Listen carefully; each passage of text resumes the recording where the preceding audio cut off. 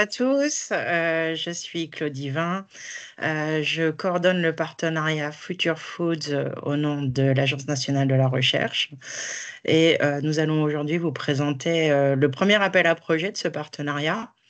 Euh, Ce sera le premier, j'espère, d'une longue série. À l'agenda aujourd'hui, Simon Nardin va vous présenter Horizon Europe et les partenariats. Ensuite, je vous présenterai avec mon collègue Xavier Engels ce qu'est ce partenariat, avec un focus particulier sur le premier appel à projet, avec les règles générales, et ensuite les modalités générales qui s'appliquent aux déposants français sollicitant une aide de l'ANR. Voilà, je vous laisse la parole, Simon. Merci beaucoup et bonne réunion à tous. Merci à vous, Claude, et merci à l'ANR donc, de nous permettre de co-organiser ce webinaire de présentation de l'appel à projet Future Foods. Donc, je suis Simon Nardin, je suis membre de l'équipe du point de contact national bio-environnement d'Horizon Europe. Et on souhaitait effectivement, avec Claude et Xavier, vous faire un peu en introduction, un rappel de ce qu'est le cluster 6 et de ce que sont les partenariats. Voilà, vous donner un peu des éléments de contexte, même si vous savez déjà, vous avez déjà pas mal de ces informations en tête. Alors, ça, vous connaissez très certainement ce qui s'affiche à l'écran, donc c'est un très très bref rappel. Vous dire que le cluster 6 donc, fait partie du pilier 2 du programme Horizon Europe, hein, donc sur les défis, les grands défis sociétaux. Et donc, il concerne tout ce qui touche à l'alimentation, à la bioéconomie, aux ressources naturelles, à l'agriculture et à l'environnement. Je ne dirai que ça sur le programme Horizon Europe, puisque je pense que la plupart d'entre vous connaissent et vous aurez de toute façon la possibilité de poser toutes vos questions à la suite. Donc, le cluster 6 est organisé par destination, que vous retrouverez à chaque fois dans le programme de travail. Donc, vous voyez qu'on a 7 destinations. Donc, la biodiversité, les systèmes alimentaires, l'économie circulaire et la bioéconomie, tout ce qui touche à la zéro pollution, la terre, l'océan et l'eau pour le climat, les communautés résilientes et la gouvernance innovante, ainsi que les solutions digitales. L'objectif général de la Commission européenne au travers de ce programme, c'est bien de contribuer à protéger l'environnement et à restaurer, gérer de manière durable les ressources naturelles, à la fois au niveau des eaux continentales et marines, et de garantir la sécurité alimentaire pour tous. Ce qui est important de savoir, c'est que donc le cluster 6, en tout cas le programme de travail du cluster 6, c'était le cas pour 2023-2024, mais ce sera aussi le cas pour 2025. Donc ce cluster est basé sur la planification stratégique de l'Union européenne sur les années 2024, 2021-2024 et 2025-2027, et intègre donc tous les éléments de planification stratégique sur le changement climatique, la pollution, la perte de biodiversité, transition numérique, etc. Le champ d'application du cluster 6 d'Horizon Europe, finalement, est assez vaste. Et du coup, nous, en tant que point de contact nationaux, nous sommes également chargés donc, de vous informer, de vous accompagner pour répondre aux appels à projets du cluster 6 d'Horizon Europe, mais également aux missions, dont vous avez certainement déjà entendu parler. Donc, dans l'escarcelle, si je puis dire, du PCN, Bio-environnement et du cluster 6, donc on va retrouver la mission sur les sols et la mission sur les océans et les eaux, ainsi que donc 8 partenariats, donc que je vais vous détailler juste après, qui sont aussi sur des sujets donc proches des différents éléments de planification stratégique que je viens de vous présenter. Et donc l'objectif, c'est vraiment, au travers de cette organisation, de pouvoir assurer la coordination aussi entre les différents programmes, que ce soit directement le programme de travail du cluster 6 ou encore les missions et les 8 partenariats.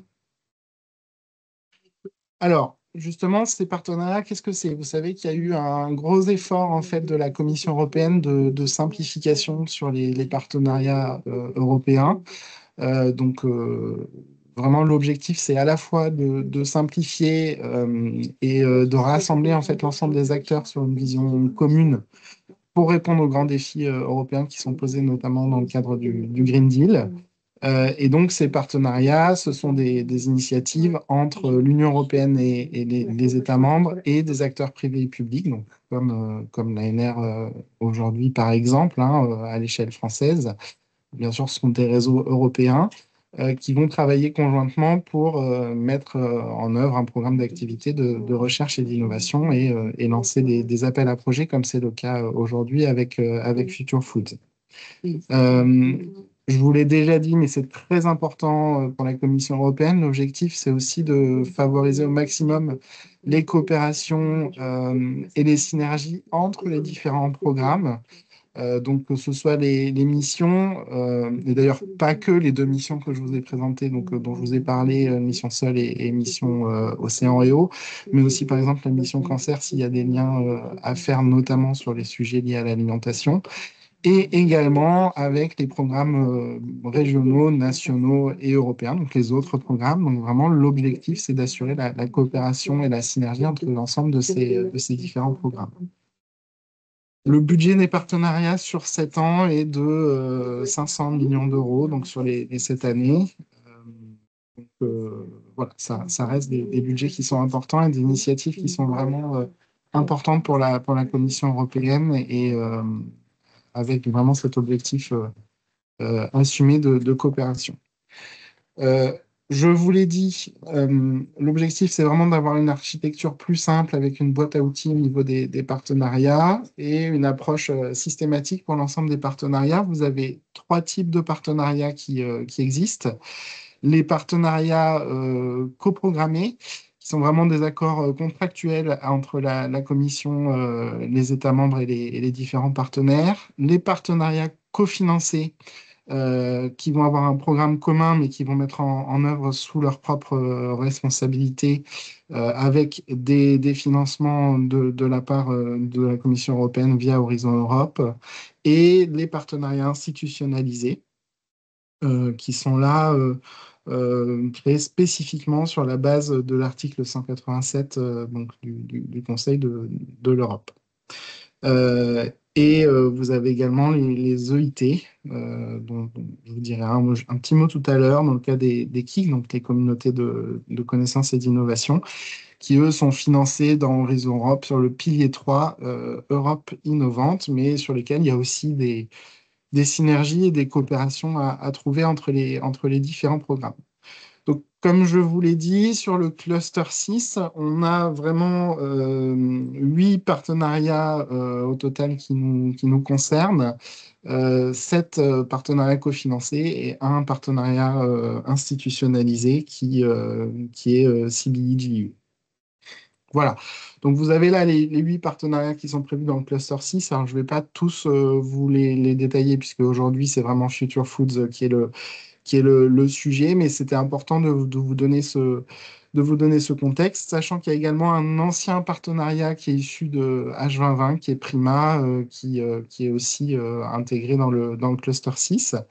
Et donc, on est réunis aujourd'hui, et merci encore à tous d'être présents, pour vous informer des opportunités offertes par le partenariat Future Foods, donc qui concerne donc un système alimentaire sain et durable, à la fois pour les humains, la planète et le climat. En termes d'alimentation durable, puisque c'est vraiment le sujet d'aujourd'hui et c'est le sujet qui vous intéresse le plus, donc en termes d'alimentation durable dans le cluster 6, vous l'avez certainement déjà vu tout à l'heure, mais il y a une destination dédiée aux systèmes alimentaires juste sains et durables. Donc là, vous voyez tout de suite les synergies, les coopérations à trouver, d'ailleurs, y compris quand vous rédigez vos propositions. C'est important aussi de vous baser sur Future Food, sur ce qui est aussi proposé dans le cluster 6. Et cette destination, donc, on appelle dans notre jargon Farm to Fork. Donc, c'est donc dans le programme de travail 2025 qui sera publié en avril. Je ferai un petit point de calendrier tout à l'heure. On a vraiment différents topics. Donc, un premier qui est sur la durabilité des systèmes agricoles. un second sur la pêche et l'aquaculture durable, un troisième qui est sur la transformation du système alimentaire pour la santé, la durabilité et l'inclusion, et un dernier topic qui est vraiment ciblé sur la coopération internationale. Donc, le programme de travail 2025 n'a pas encore été publié. Donc, vraiment, ça, ce sont des informations à garder de manière, voilà, garder de manière confidentielle. Mais c'était important de vous en toucher un mot. Et pour terminer, donc l'EIT Food, je vous ai parlé tout à l'heure des KIC. Donc l'EIT Food a été créé en 2016 et il a pour mission de transformer en fait la façon dont les aliments sont produits et perçus par la société. Et il réunit plus de 200 partenaires, donc que ce soit des entreprises et des distributeurs, avec deux types d'appels puisque donc ils font aussi donc des cascade funding avec du lancement d'appels à projets, donc des projets collaboratifs à grande échelle et des plus petits projets euh, single projects, donc plus voilà, avec moins de partenaires. Vous avez le détail, mais de manière globale, l'idée là de cette petite introduction, c'était vraiment de vous dresser des éléments de contexte sans entrer forcément dans le détail. Mais toute l'équipe du PCN Bio-Environnement se tient à disposition pour répondre à vos questions, donc n'hésitez pas. Juste sur les différents appels à projets à venir, un petit point de calendrier. Donc, je vous l'ai dit, les programmes de travail 2025 du cluster 6 et des missions devraient sortir en mars-avril avec des clôtures des appels à projets en septembre-octobre. Et puis, on aura également Prima et le partenariat agroécologie, ainsi que CBGU, donc le partenariat institutionnalisé, qui devrait sortir à la fin de l'année 2024, donc avec des appels à projets qui devraient clôturer, on va dire plutôt mi-2025. Voilà, donc ça, c'est juste pour vous donner un peu un ordre d'idée du calendrier. Et encore une fois, on est tous à votre disposition pour plus d'informations. Notamment, vous trouverez déjà beaucoup d'informations sur la page web gérée par le ministère de la Recherche et de l'Enseignement supérieur, donc le portail français Horizon Europe des points de contact nationaux. Et c'est toujours aussi utile d'avoir en tête qu'il existe un PCN juridique et financier pour répondre aussi à vos questions plus justement sur les aspects juridiques ou financiers de montage de projet. Le PCN du environnement a sa propre page web sur laquelle vous allez trouver aussi beaucoup d'informations. Et donc, nous sommes une équipe de quatre personnes à 40 ou 60%. Donc, moi-même qui suis donc membre à 40%, Vincent Minceau qui est présent également aujourd'hui avec moi, Laura et Fatia.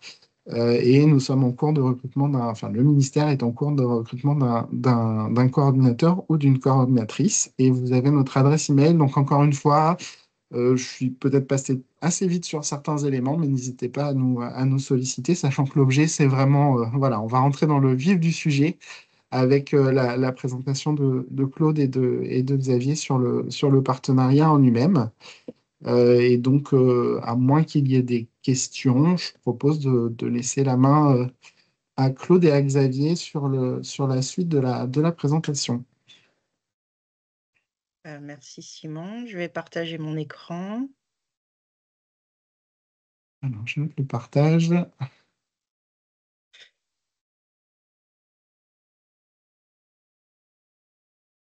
Alors, est-ce que vous voyez mon écran? Parce que je Oui, ne c'est vous vois parfait, plus. Claude. Oui, on voit votre écran, Claude, c'est parfait. C'est parfait. Donc, Merci. Future Food, c'est l'acronyme de European Partnership for a Sustainable Future of Food Systems. Donc, c'est un partenariat coordonné par l'ANR et nous sommes soutenus dans cette mission par le BLE, l'Office fédéral pour l'agriculture et l'alimentation allemand. Donc, c'est un partenariat cofinancé par la Commission européenne. Voilà, donc notre principal objectif, c'est de mobiliser la recherche et l'innovation européenne pour accélérer la transition vers des systèmes alimentaires durables avec un large éventail de parties prenantes. Concrètement, nous sommes 86 partenaires de 27 pays.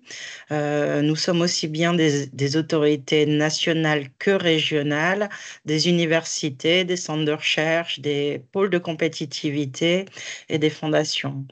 L'impact attendu est d'obtenir d'ici 2050 et au-delà un système alimentaire durable au niveau européen et au-delà, qui serait basé sur des interconnexions, une territorialisation et de la durabilité. Euh, Comme vous l'a présenté Simon un peu plus tôt, Future Food est, est entouré aussi de d'autres partenariats, pas seulement au niveau du cluster 6, mais il y a d'autres clusters aussi qui nous concernent. Nous devons, à la demande de la Commission, nous concentrer sur tout ce qui est activité post-récolte. C'est-à-dire que nous ne pourrons pas prendre en compte la production primaire dans les activités réalisées. Cependant, euh, d'autres partenariats s'adressent aux productions primaires comme Blue Economy qui gère tout ce qui est pêche, aquaculture, Animal Health and Welfare, le bien-être animal et la santé animale, aussi bien des animaux terrestres qu'aquatiques, agroécologie bien sûr, et tout ce qui est eau. Parce que l'eau est important aussi dans les procédés et tout ce qui est eau douce est géré par le partenariat Water for All. Donc nous établissons des connexions avec ces partenariats. Je vous signale aussi le partenariat ERA4Health qui est dans le cluster santé, qui lui traite aussi de tout ce qui est maladies liées à l'alimentation.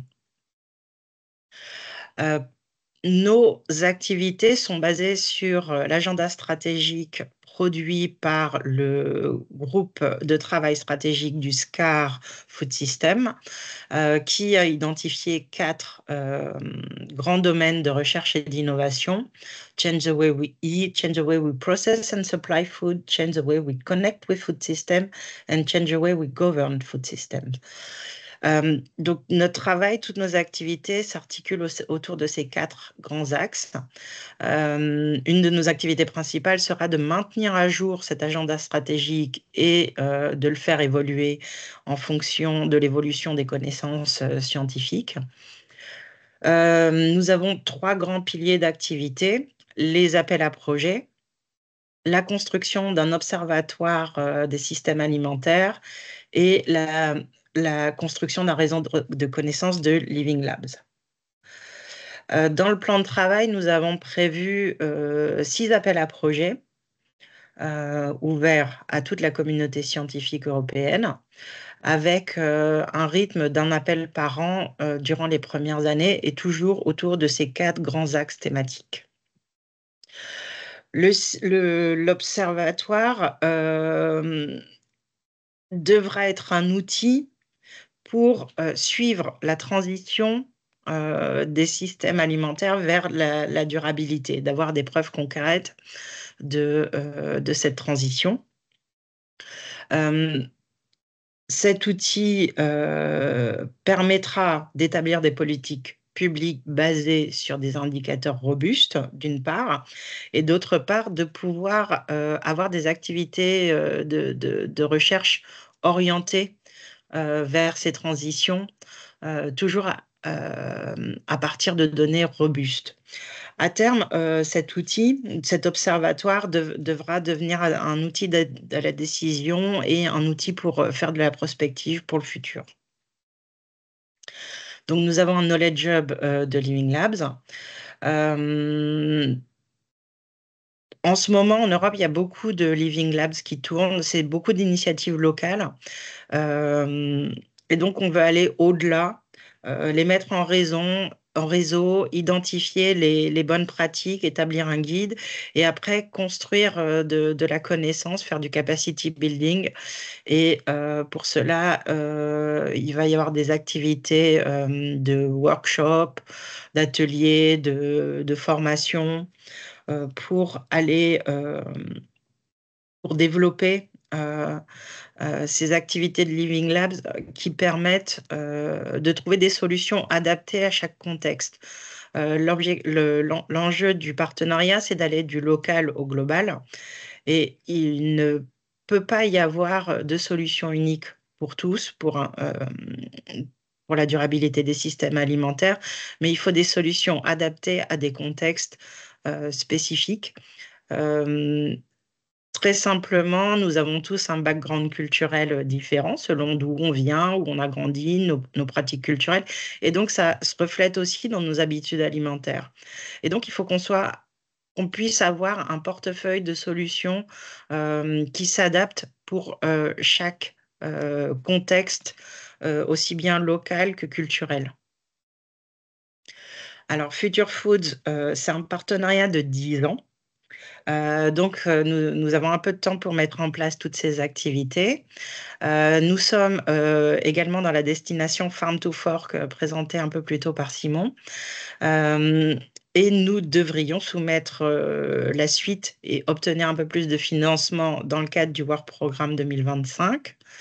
Donc, il est toujours possible de se joindre à nous si vous êtes intéressé. À ce jour, les partenaires français de cette initiative sont bien sûr l'ANR qui coordonne, mais il y a aussi l'ACTIA, INRAE et CIRAD qui sont très impliqués dans les activités du partenariat. Maintenant, je vais vous présenter le premier appel à projet.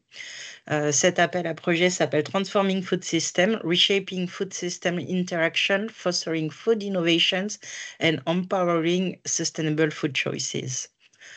Alors, l'objectif du partenariat, c'est de financer la création de nouvelles connaissances et de solutions innovantes pour aller vers plus de durabilité des systèmes alimentaires en Europe d'ici 2050. Donc, c'est-à-dire qu'ils soient soutenables je vais pas réussir à le dire, environnementalement, socialement, juste, viable économiquement, parce que c'est aussi important, sain et sûr. Alors, ce type de partenariat dit cofinancé fait qu'il y a aussi un cofinancement de la Commission européenne dans les projets que nous allons soutenir, mais ce sont les financeurs qui recevront ce cofinancement de la Commission, parce que je reçois beaucoup de questions de savoir, mais est-ce qu'on doit demander une part avec les règles de la CE ou pas de la CE, ou avec les règles nationales? En fait, les déposantes demandent à leur agence de financement régional ou national, selon le contexte. Pour les Français, c'est l'ANR qui finance, donc c'est nos règles ANR qui s'appliquent. Et c'est l'ANR qui recevra un cofinancement de la Commission européenne pour soutenir les projets. C'est ce qu'on appelle aussi le cascade funding. D'ailleurs, vous pouvez le trouver aussi sur le portail de la Commission, puisque la Commission cofinançant, on le déclare et ça apparaît dans les appels à projets sur le portail de la Commission. Alors, pour ce premier appel à projet, on a 3 thèmes relativement larges. Le premier, The Way Towards Sustainable and Resilient Food Systems. Le second, New Food, Fostering Innovation in Food Design, Processing and Supply. Et le troisième, qui couvre plusieurs champs thématiques, Empowering Sustainable Food Choices. Donc, je vous invite à aller sur le site de Future Foods ou sur le site de l'appel à projet pour lire tous les exemples de thématiques qui peuvent être couvertes par cet appel. Comme je vous l'ai indiqué, Future Foods doit s'adresser au système alimentaire, mais post-récolte, post-collecte, si on parle d'aquaculture ou post-pêche, post-débarquement. Donc, on ne peut pas traiter de la production primaire. Et je vous ai présenté aussi brièvement ERA4Health. Donc, tout ce qui est lié aux maladies chroniques, liées à la nutrition, au mode de vie, ne sont pas inclus dans le partenariat. Et donc, dans les objectifs de l'appel à projet.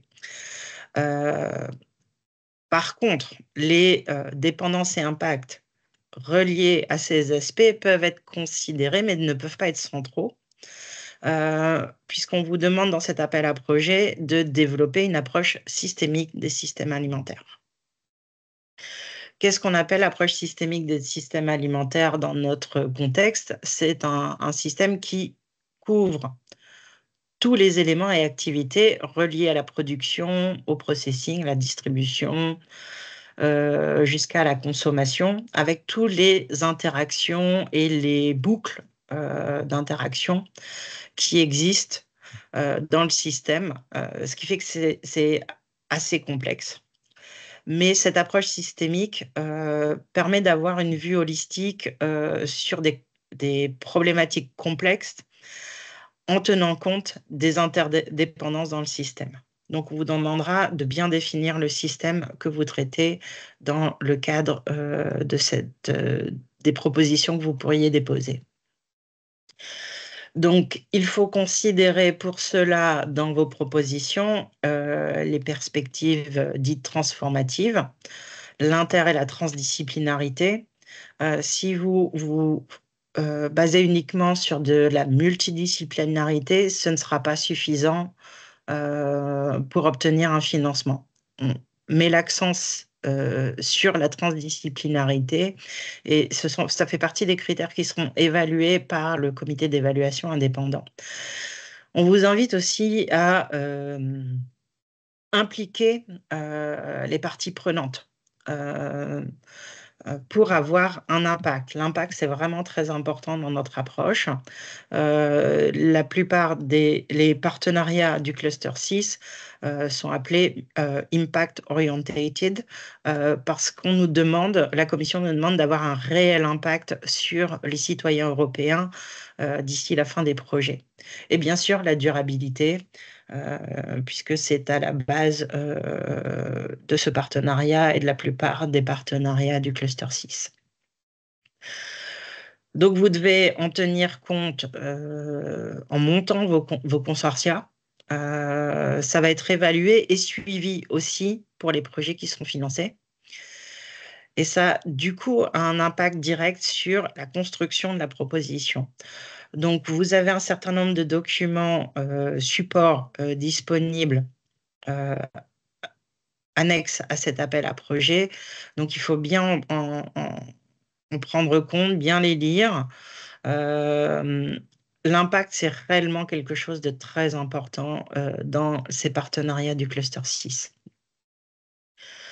Donc, vous avez une annexe qui vous explique qu'est-ce que c'est que le Theory of Change et comment monter un plan d'impact.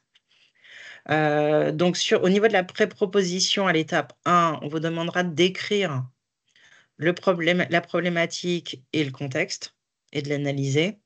Et si vous êtes invité à soumettre une proposition complète, on vous demandera un plan d'impact détaillé avec les chemins d'impact, les aspects stratégiques, notamment sur l'implication des porteurs d'enjeux et la communication vers le grand public.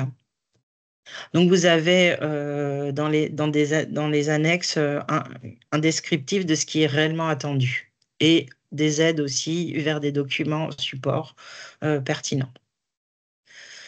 Alors, pour cet appel, il y a des critères d'éligibilité. Donc, on vous demande bien sûr de respecter tous les conditions de dépôt, c'est-à-dire une proposition des pré-propositions et propositions en anglais, puisqu'on est dans un contexte international. Il y a des limitations de pages. Il faut déposer dans les temps sur la plateforme Adopt. Les projets peuvent avoir une durée maximale de 3 ans. On est un peu contraint euh, par le système européen d'une part et par les capacités de certains financeurs à financer des projets de plus de 3 ans. Vos consortia doivent inclure au minimum 3 partenaires éligibles au financement et demandant du financement d'au moins 3 financeurs de 3 pays différents. Et bien sûr, il faut que le coordinateur de la proposition soit éligible au financement et demande du financement. On vous demande aussi qu'il y ait un équilibre entre les pays. Et pour cela, il y a un critère d'éligibilité supplémentaire. Il faut que l'effort en termes de personnes mois des partenaires d'un pays n'excède pas 60% du total de l'effort alloué à la proposition. Euh, alors, le critère, si un individu est lié à plusieurs organisations, il ne peut demander de financement qu'à un financeur. Pour les Français, ce n'est pas pertinent parce qu'on n'a qu'un seul financeur. On vous demandera aussi de déposer, de compléter l'auto-évaluation éthique. Ça fait partie des critères d'évaluation. Il y a un comité d'éthique qui va regarder les propositions et qui peut déclarer qu'un projet n'est pas finançable pour des motifs éthiques. C'est vraiment très, très important. Donc, c'est à remplir avec beaucoup d'attention. Beaucoup de gens oublient les notions de données personnelles dans ces critères éthiques, donc il faut vraiment y penser. Si vous travaillez avec des consommateurs, il y a des critères éthiques vraiment spécifiques et la Commission est très sensible au fait qu'on ne peut pas financer des projets qui ne respectent pas les règles d'éthique fondamentales. Alors, il est aussi possible de participer sans demander de financement, hein, mais on vous demandera une lettre d'engagement à la deuxième étape si vous y êtes invité. Et donc, il faut être prudent sur ça, puisque si on n'a pas de lettre d'engagement à la deuxième étape, le projet sera considéré comme non éligible. Ce serait dommage. Alors, à chaque fois, question récurrente, qui finance quoi? Donc, vous avez une annexe I qui vous détaille qui finance quoi, quelles entités sont finançables, quelles dépenses sont éligibles. Et il peut y avoir des conditions supplémentaires. Certains financeurs demandent qu'il y ait un dépôt au niveau national. Ce n'est pas notre cas, mais il faut vraiment y être attentif, puisque si un partenaire est déclaré non éligible, c'est toute la proposition qui est déclarée non éligible. Donc, c'est beaucoup de travail mais qui se retrouve inutile par manque d'attention. Donc, toutes les informations sont disponibles dans cette annexe. Il faut vraiment être attentif. Et si vous avez des questions, vous pouvez contacter les points de contact nationaux ou régionaux. Les coordonnées sont mentionnées dans une annexe dédiée. Alors, juste pour rappel, il y a eu un webinaire la semaine dernière. Toutes la présentation et les présentations, y compris sur l'outil de dépôt, sont disponibles sur le site de Future Food. Il y aura une FAQ qui sera également disponible sur le site de Future Food et aussi sur le site de dépôt. Et sur le site de dépôt, vous avez un outil pour rechercher des partenaires.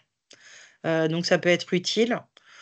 Si vous voulez, il vous manque un pays ou vous voulez collaborer avec des collègues d'un pays avec lesquels vous n'avez pas l'habitude de collaborer. Et je vous rappelle que, date importante, les pré-propositions doivent être déposées avant le 15 janvier.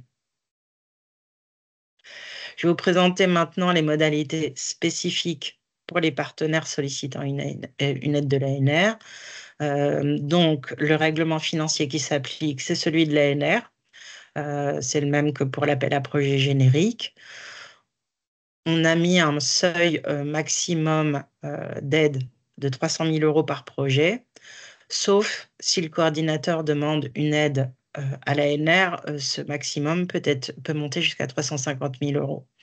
Donc, si vous êtes plusieurs partenaires, cette somme doit être partagée. Pour rappel, un élément important, vous ne pouvez pas demander moins de 15 000 euros. Ne permet pas, on ne permet pas de financement aussi bas. Le coût opérationnel devient beaucoup trop lourd.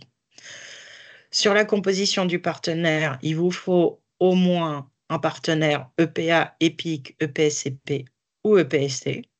Donc, si vous êtes un centre technique, une entreprise, il vous faut à minima, pour être éligible au financement de l'ANR, un partenaire de ces catégories-là. Cette liste est fermée. Si une entreprise étrangère est aussi impliquée dans le consortium, on vous demande qu'il y ait une entreprise française en retour, en miroir, pour être éligible. Alors, point important, il est inutile de nous demander votre taux d'aide si vous n'avez pas rempli le formulaire de déclaration des activités et de qualification des bénéficiaires des aides. Pourquoi? La réglementation européenne encadre les aides d'État et le financement ANR est une aide d'État pour la recherche, développement, innovation. Et donc, on a deux catégories dans cette réglementation européenne, entreprises ou organismes de recherche et de diffusion des connaissances, pour qualifier les bénéficiaires. Ça, c'est vraiment important pour les associations, les centres techniques. Donc, on vous demande annuellement de faire une déclaration d'activité qui va vous permettre au service juridique de l'ANR de vous classer soit en tant qu'entreprise, soit en tant qu'organisme de recherche. Si vous ne le faites pas, par défaut, on considérera que vous êtes catégorisé entreprise et donc le taux d'aide sera inférieur. On vous demande de renouveler annuellement cette déclaration parce que selon l'activité de votre institution, la catégorisation peut changer et donc le taux d'aide aussi. Vous pourrez trouver sur le site de notre règlement financier toutes les informations et les points de contact. Vous avez le formulaire, l'aide au remplissage de formulaire et les personnes contact à qui envoyer ces formulaires qui vous répondront et vous indiqueront votre taux d'aide. Donc ça, c'est vraiment important de le faire en amont, bien en amont du dépôt, parce que ça prend du temps aux collègues pour analyser les données transmises. Donc, soyez vraiment vigilants sur ces points et ne le faites pas à la dernière minute. On vous demande, en tant que bénéficiaire engagé recevant du financement public de l'ANR, de publier vos publications et vos données en suivant le plan national pour la science ouverte et le plan S, d'adopter une démarche dite FAIR, de déposer vos articles sur HAL en mentionnant le numéro de la convention, et aussi de nous fournir un plan de gestion des données et de le faire évoluer tout le long du projet, puisqu'il faudra l'adapter au fil du temps. De respecter aussi notre charte de déontologie et d'intégrité scientifique. Si vous faites appel à des ressources génétiques, la France ayant signé le protocole de Nagoya, vous devez vous y conformer et nous fournir le récépissé de due diligence. Nous vous encourageons aussi à promouvoir la culture scientifique, technique et industrielle. Ça fait partie aussi de l'impact de votre projet. Donc, c'est vraiment important que vous soyez acteur dans la diffusion des connaissances. Alors, l'ANR applique les recommandations du service de hauts fonctionnaires de défense et de sécurité du ministère. Et donc, nous mettons en œuvre la protection du potentiel scientifique et technique. Bon, on l'appelle PPST en jargonnant. Donc, ça peut être sensible quand vous travaillez avec certains pays. Donc, les propositions selon la constitution du consortium vont être vues par ce service. Et ce service peut donner un avis négatif au financement d'un projet.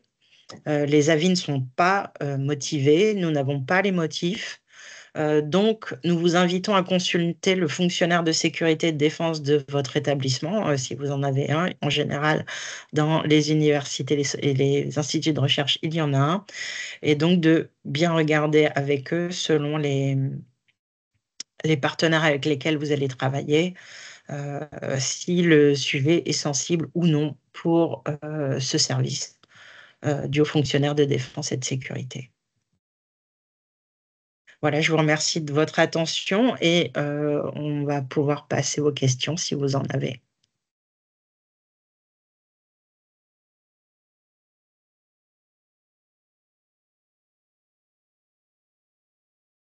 Alors, Claude, on a peut-être déjà une première question de Valentin. C'était sur la nécessité du projet à faire le lien avec les autres projets ou les autres partenariats et aussi avec les actions de Future Food, notamment l'Observatoire et le Living Labs ou Lab. Donc, il Alors, demandait. c'est une plus-value de faire le lien avec les activités. D'ailleurs, dans l'appel à projet, vous pouvez lire que il vous est demandé de mettre en avant s'il y a un lien avec les initiatives financées par la Commission européenne en parallèle. Donc, si vous avez impliqué dans un autre projet européen financement H2020 ou Horizon Europe, il faut le mettre en évidence. C'est toujours une plus-value de mettre en avant l'interconnexion avec les autres activités. Mais ce n'est pas obligatoire selon le champ que vous investiguez. Ça peut être pertinent ou non.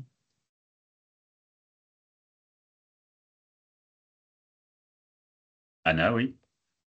Oui, bonjour, je suis Anna Baptiste à INRAE. J'avais une question pour cette règle des entreprises. C'était bien affiché, j'avais lu dans l'annexe, et donc c'était bien affiché dans le slide de Claude. Donc la règle, c'est s'il y a un SMI d'autres pays, il faut absolument qu'il y ait aussi un SMI française ou une entreprise. Mais elle ne sera pas financée par l'ANR. Elle peut très bien être financée. L'ANR finance des entreprises. OK. L'ANR finance des entreprises, bien sûr. On vous demande à minima d'avoir un laboratoire public de type EPA, EPST, EPSCP ou EPIC. Mais bien sûr, les entreprises sont les bienvenues, comme les centres techniques, les associations, les établissements de recherche privés sont bien sûr les bienvenus. OK. Et moi, je n'ai pas eu le temps de lire encore tous les annexes, toutes les règles de tous les pays. Je me demande s'il y a des règles comme ça importantes que vous avez en tête pour les autres pays. Moi, je ne peux pas lire les. Il y a Ouais. plus de 30 financeurs, je crois. Donc, Ouais. moi, je m'occupe des financeurs français Ouais. de mon cas. Après, mais j'ai pas le. Donc, à chaque. Moi, je n'ai vu les règles des autres que quand elles ont été publiées. Donc, et je Mhm. pas vraiment le temps. Donc, c'est à vous de faire cette démarche, Mhm. de vérifier pour les partenaires avec lesquels vous travaillez. Bien lire D'être les plus. règles. Ouais. Voilà, parce que, par exemple, je sais que le ministère de la Recherche italien demande un dépôt parallèle en amont. Mhm.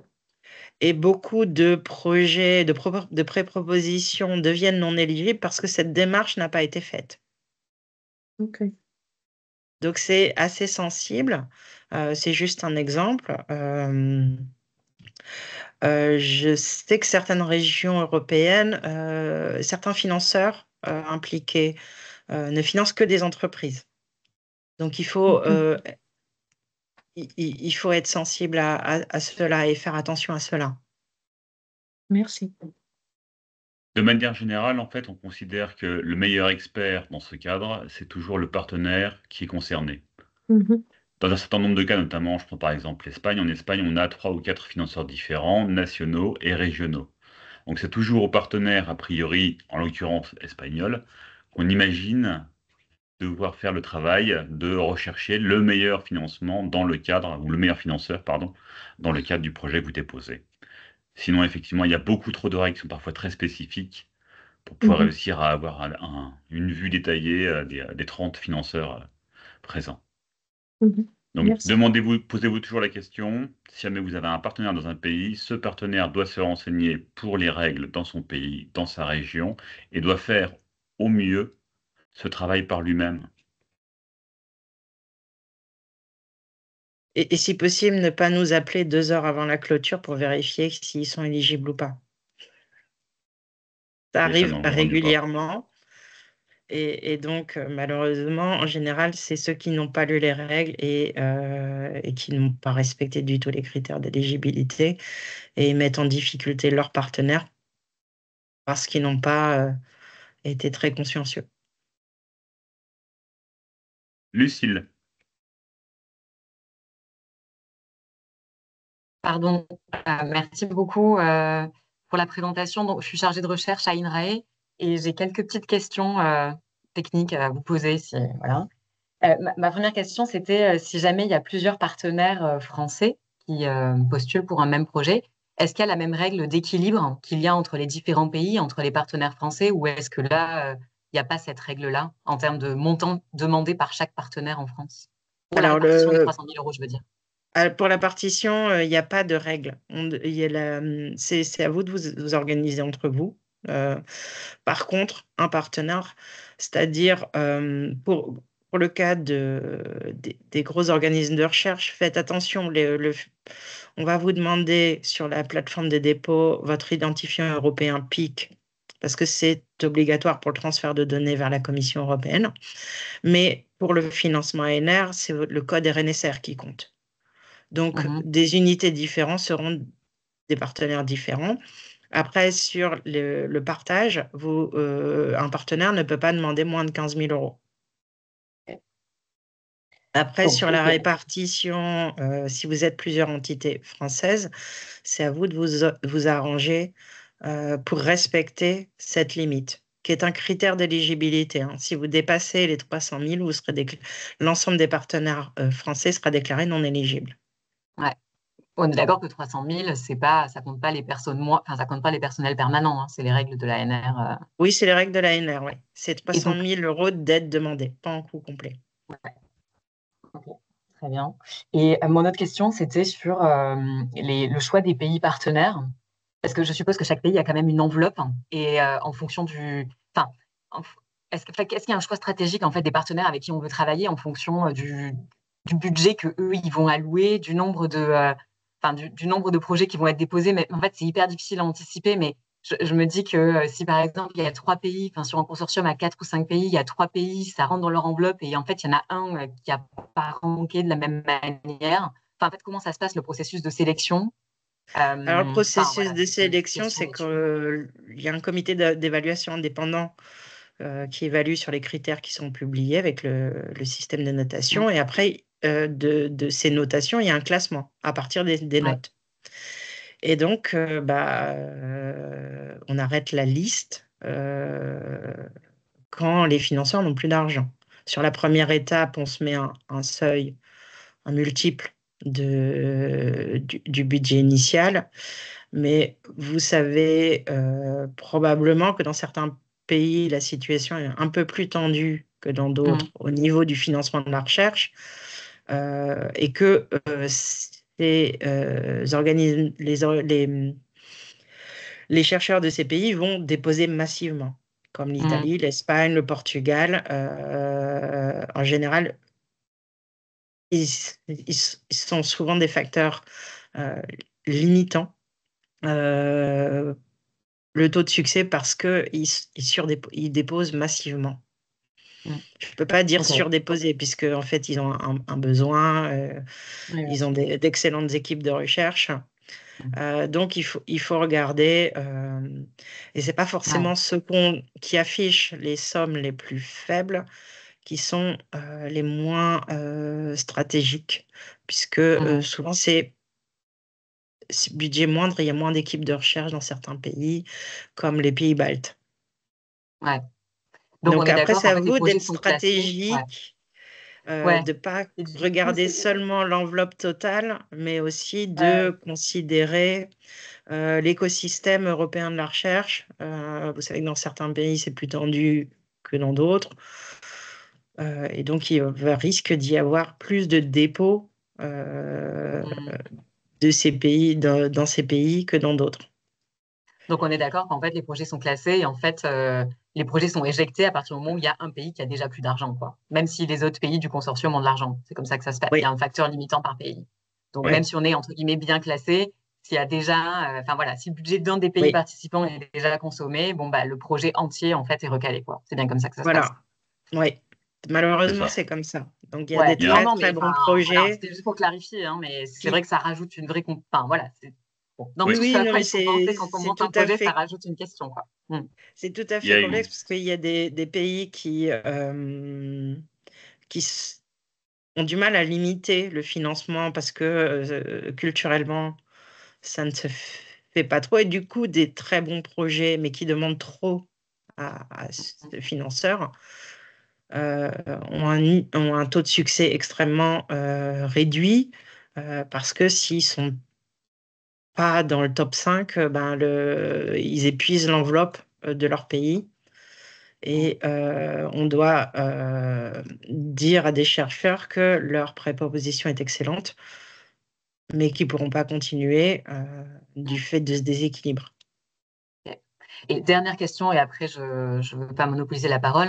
Enfin, du coup, ces pays du sud de l'Europe qui sont en effet plus en tension sur leur budget, enfin, pour autant, si on veut avoir dans notre projet une représentation multiculturelle de l'Europe, en fait, ces pays-là, on ne peut pas non plus les exclure, en fait. Donc, enfin, je suppose, hein. Enfin, Après, après, c'est tout un est... équilibre à trouver parce qu'on a beaucoup de chance cette année qu'on a on a des partenaires plus à l'Est qui mettent du financement. On a des pays baltes auxquels on pense. On a moins de collaboration en France hein, avec les pays baltes, l'Estonie, la Lituanie. Euh, Après, c'est un équilibre à trouver.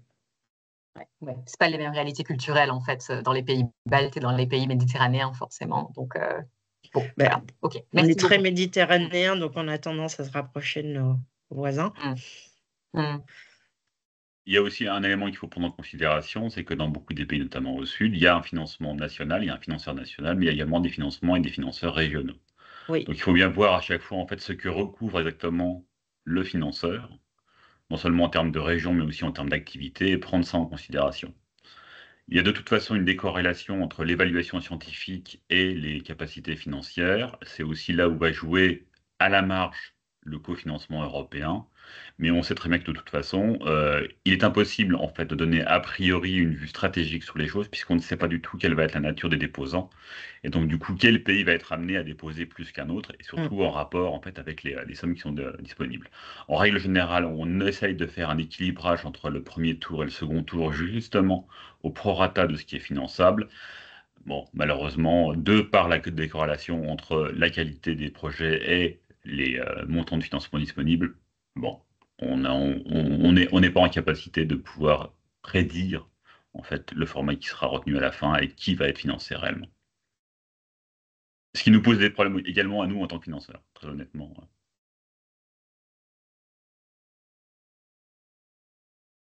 il y avait Valentin? Valentin qui attendait. Oui, Bon- sagement. Bonjour à toutes et à tous, merci pour la présentation. J'avais une autre question.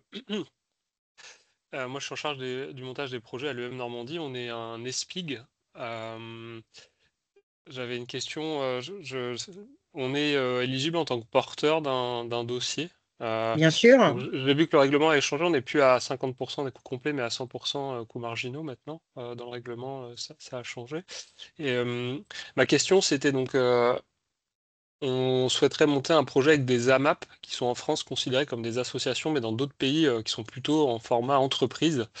Et comme la règle, c'est si une entreprise d'un partenaire européen demande un financement, un cofinancement, il faut que dans les autres pays, il y ait d'autres entreprises qui demandent des cofinancements. Mais nous, on n'aurait pas légitimité ou pas d'intérêt à intégrer des entreprises dans le projet. Et Mais donc, alors, après, ça dépend. Est-ce que vous voulez alors, déjà, les AMAP devront faire, si elles veulent un financement, c'est pas obligatoire hein, de demander un financement, hein, devront remplir ce formulaire de déclaration des activités. Et vous qualifiez après en fonction de... nous, la règle, C'est c'est ça. que s'il y a une entreprise étrangère, on veut une entreprise française. Mais certains financeurs n'appliquent pas cette clause. D'autres, oui, d'autres, non. Puisque certains financeurs impliqués dans cet appel à projet, certains ne sont pas en capacité de financer des entreprises. Donc, il n'y a pas cette clause miroir. Nous, on la met pour équilibrer aussi sur le partage de la propriété industrielle, pour équilibrer le jeu, puisque certains financeurs européens n'hésitent pas à mettre cette clause. Donc, nous, en miroir, on la met aussi, ou oblige à avoir une entreprise dans leur consortium. Donc nous, on met cette clause miroir. Donc, il n'y a aucune obligation. Les entreprises sont les bienvenues. Elles peuvent demander du financement ou non. Après, oui, vous êtes ESPIC, donc vous êtes le règlement a changé, mais on vous demande quand même d'impliquer un EPA, un EPST, un EPIC ou un EPSCP, en plus de l'ESPIG. Après, ça peut être pertinent pour vous d'avoir les AMAP, après à voir si elles demandent du financement ou non. Et si elles demandent du financement, il faut absolument faire cette déclaration d'activité. Est-ce que dans cette logique de miroir, si on est sur un pays partenaire qui applique cette réglementation, est-ce que vous, enfin, vous pouvez qualifier la MAP en tant qu'entreprise pour que ça fasse cet effet miroir, ou est-ce que de toute façon, s'ils sont Après, considérés associations, ils resteront associations? alors, c'est notre service juridique qui qualifie. D'accord. Et après, moi, je ne connais pas les règles de chaque financeur. Donc, Ok. il y a pas enfin, moi, j'ai pas forcément le détail. Je peux aller lire le détail, c'est dans l'annexe I. Vous pouvez voir qu'elle est assez conséquente, cette annexe. Ouais. Donc, j'avoue volontiers que je ne suis pas allée la lire. Merci. De rien.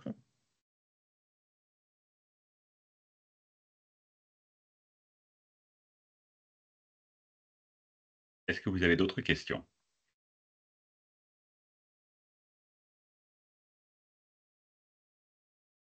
Cas échéant, j'ai remis dans le chat l'ensemble des liens si jamais vous voulez avoir accès à l'appel à projet depuis le site de l'ANR. J'ai également remis le site de la coordination, donc chez nos partenaires de Jülich en Allemagne.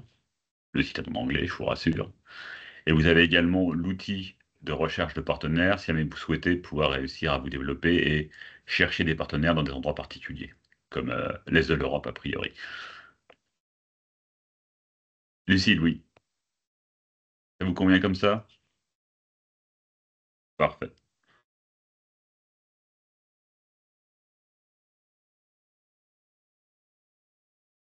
Vous avez nos coordonnées sur le site de l'appel à projet hein, pour des questions spécifiques. Nous ne répondons jamais aux questions sur le contenu scientifique de vos propositions, puisque maintenant que le texte est publié, il n'est plus discuté.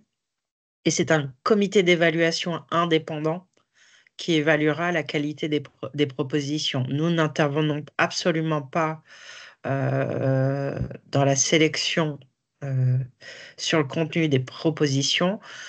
Nous, en tant que financeurs, nous avons l'éligibilité sur ces règles que je vous ai présentées qui sont très objectives et qui ne nécessitent pas de lire le contenu de vos propositions. Hein. C'est très administratif, c'est notre mission. Nous intervenons pour dire on n'a plus d'argent ou on en a encore, on peut y aller. Après, toute la sélection, tout le contenu scientifique, c'est une évaluation totalement indépendante par les pairs et selon les critères de la Commission européenne, c'est-à-dire que c'est les mêmes critères quand vous déposez à Horizon Europe. Il y a juste le financement qui est spécifique aux financeurs nationaux et régionaux et donc l'ANR pour la France.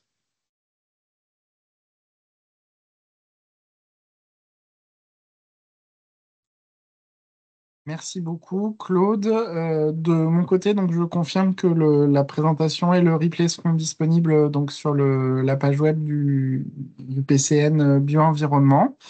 Et s'il n'y a pas d'autres questions, écoutez, je vous propose de clôturer ce webinaire. Merci encore, Claude, Xavier. Merci à tous les participants.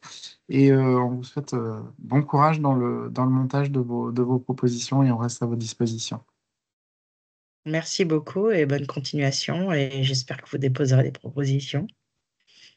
Et qu'elles À seront bientôt. retenues.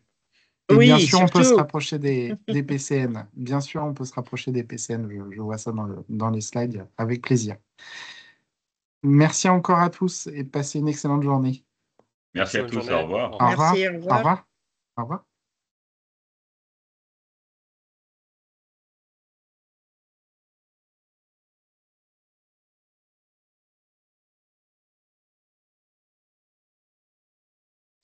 Merci, Claude et Xavier. À bientôt. Merci Bientôt, je encore vous pour la envoie présentation. Merci, Simon. Oui. Est-ce que je vous envoie la présentation en PDF Oui, tout à peut-être? fait. Oui, ce serait parfait. Comme ça, je vais pouvoir tout compiler et on pourra le mettre sur notre site. Ce serait parfait, oui, Claude. Merci Super. beaucoup.